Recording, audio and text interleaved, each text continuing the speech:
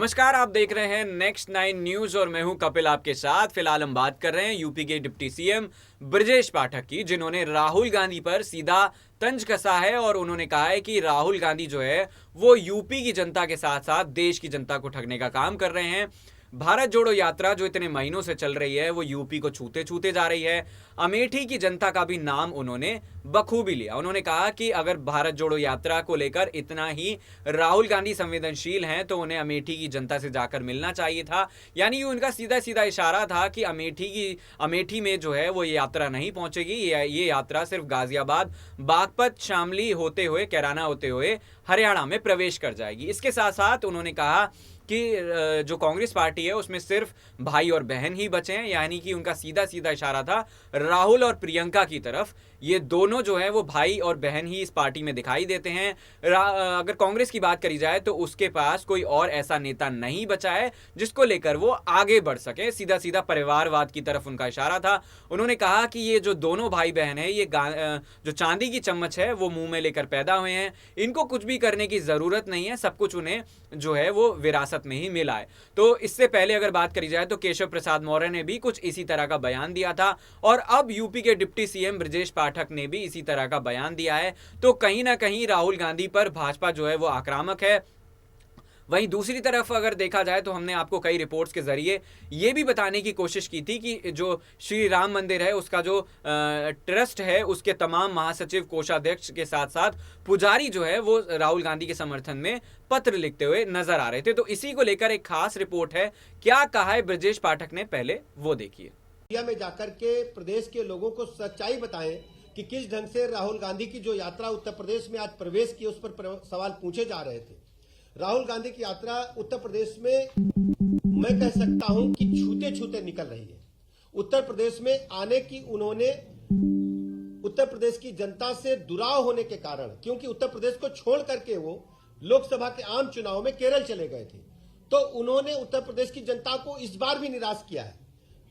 वो उत्तर प्रदेश के किनारे किनारे निकल रहे हैं और वो कांग्रेस पार्टी और वो उनके नेता जो लगातार देश को तोड़ने की बात करते थे, देश को विध्वंसक शक्तियों के साथ हाथ मिलाने का काम करते थे, टुकड़े टुकड़े गैंग के साथ खड़े होने की बात करते थे, वो लोग भारत जोड़ो यात्रा का छद्म नाम देकर के लोगों को गुमराह करने का प्रयास कर रहे हैं। उत्तर प्रदेश के आम जनता उन्होंने बुरी तरह नकार दिया है, इसलिए उन्होंने हिम्मत ही नहीं की उत्तर प्रदेश से निकलने की। इसलिए वो केवल टच करते हुए दूसरे राज्यों में जा रहे हैं। मैं उत्तर प्रदेश की आम जनता को बहुत बहुत अभिनंदन करता हूं, आभार प्रकट करता हूं कि उनकी सच्चाई को जिस ढंग से उत्तर प्रदेश की जनता ने समझा है, परखा है, कांग्रेस को पूरी तरह से समाप्त कर दिया है, तो इसलिए मैं उत्तर प्रदेश की जनता का आभार प्रकट करता हूं।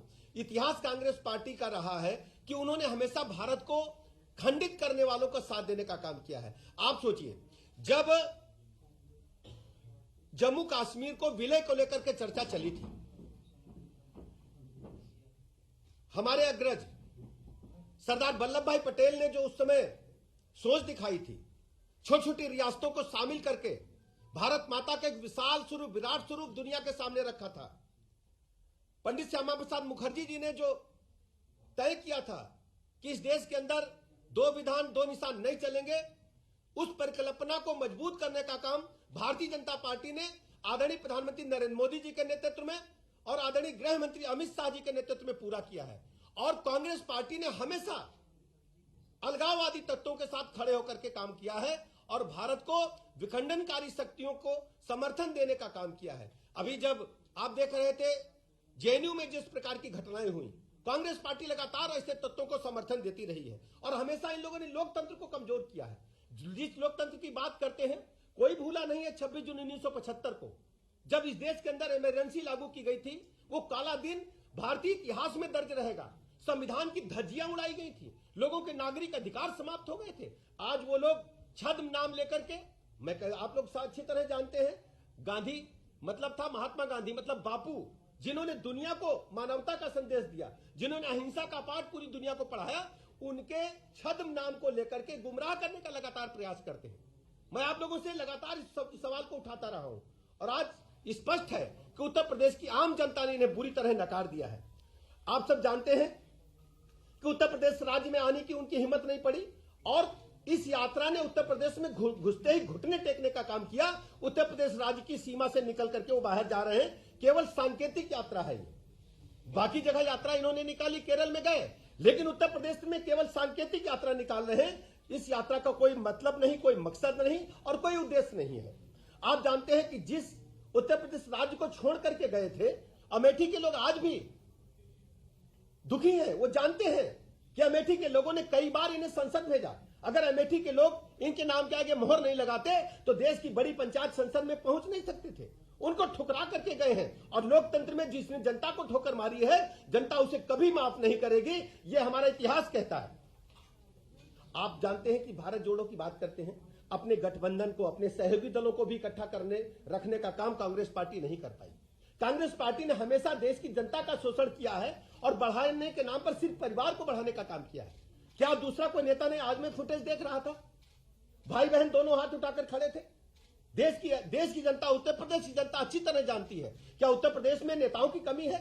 हमारे पास एक बड़ी फौज है जो उत्तर प्रदेश की जनता के लिए काम करती है। रात दिन लगातार जनता देखती रहती है, लेकिन कांग्रेस पार्टी के पास नेतृत्व के इतना अभाव है, केवल एक परिवार हाथ उठा करके खड़ा हुआ है। जिस ढंग से मैं कह सकता हूं कि भारत जोड़ो यात्रा नहीं है, यह परिवार जोड़ो यात्रा है। परिवार को मजबूत करने के लिए, परिवार को स्टेब्लिश करने के लिए। वो अपने आप को बेरोजगार महसूस करते हैं। उन्होंने माना था कि वो बड़े घर में, राज परिवार में पैदा हुए हैं तो राजपाट चलता रहेगा, लेकिन लोकतंत्र में बाबा साहब भीमराव अंबेडकर ने जिस दिन संविधान लिख दिया था, उस दिन तय हो गया था कि राजा अब रानी के पेट से पैदा नहीं होगा, वो बैलेट मशीन से पैदा होगा और आम जनता 25 करोड़ लोग उत्तर प्रदेश की जिसे चाहेंगे वो उत्तर प्रदेश का नेतृत्व करेगा, वही उनका काम करने का काम करेगा। हम सब जानते हैं कि कांग्रेस पार्टी ने जिस ढंग से आपातकाल लगाया था, आज तक राहुल गांधी और उनकी टीम के लोग आपातकाल की भर्त्सना नहीं कर पाए हैं। उनकी हिम्मत नहीं है। वो जब जब उनके हाथ में सत्ता रहेगी, देश के नागरिक अधिकार, प्रदेश के नागरिक अधिकार हमेशा तोड़े जाएंगे। क्या वो माफी मांगना चाहेंगे? वो बताएं अपने भारत जोड़ो यात्रा के दौरान कि हमारे पूर्वजों ने, हमारे नीति नियंताओं ने, कांग्रेस पार्टी के जो नीति नियंता थे, जो सरकार चलाते थे, उन्होंने इमरजेंसी लगा करके गलती की थी। हम सब जानते हैं आदरणीय प्रधानमंत्री नरेंद्र मोदी जी के नेतृत्व में जो गरीब कल्याण योजनाएं हैं, जो लोक कल्याण योजनाएं जन जन तक पहुंची हैं और लोगों का भरोसा भारतीय जनता पार्टी पर बढ़ा है। जितने भी 14 के बाद चुनाव हुए, हमारा वोट प्रतिशत बढ़ा है। दिन प्रतिदिन हमारे साथ लोगों का जुड़ाव बढ़ा है। आज मैं कह सकता हूं कि लोगों को पक्का मकान, निःशुल्क पेयजल, जल जीवन, कोई सोच सकता था कि गरीब आदमी के घर में भी नल से जल आएगा, टोटी से जल आएगा? हम लोग जब गांव में रहते थे तो बुआ के यहाँ जब जाते थे तो नल से, टोटी से जल आता था तो मुझे लगता कि अचंभा है, खूब नहा ले, खूब पानी पी ले। आज ये गांव गरीब गुरबा जो आदमी सोचता नहीं था, इसी बुंदेलखंड में अपनी आंखों से देखा है। समाजवादी पार्टी के शासनकाल में ट्रेन से पानी आया था, आप लोग भूले नहीं होंगे। लेकिन मैं बधाई देना चाहता हूं अपने नेता आदरणीय प्रधानमंत्री नरेंद्र मोदी जी को, जिन्होंने जल जीवन मिशन लाकर के शुद्ध पेयजल एक एक नागरिक को देने का काम किया, एक एक नागरिक को पक्का मकान देने का काम किया और महात्मा गांधी जी की सोच को आगे बढ़ाते हुए स्वच्छता मिशन को आगे बढ़े। कौन सोच सकता था कि गरीब आदमी को शौचालय मिलेगा? अगर आप सोचो, हम सब हैं, दोपहर में अगर पेट खराब हो जाए माता बहन, बहू, बेटी, बच्चे का, तो लोग शाम का इंतजार करते थे। और शाम को जब गाड़ी के हेडलाइट सड़क के किनारे हमारी बहू बेटी पर पड़ती थी, किस मुसीबत में वो खड़ी होती थी, इस पीड़ा को या गरीब आदमी समझ सकता है या आप लोग समझ सकते हो? राहुल गांधी और कांग्रेस पार्टी के लोग बिल्कुल नहीं समझ सकते। इनके मुंह में तो चांदी का चम्मच है जब पैदा हुए।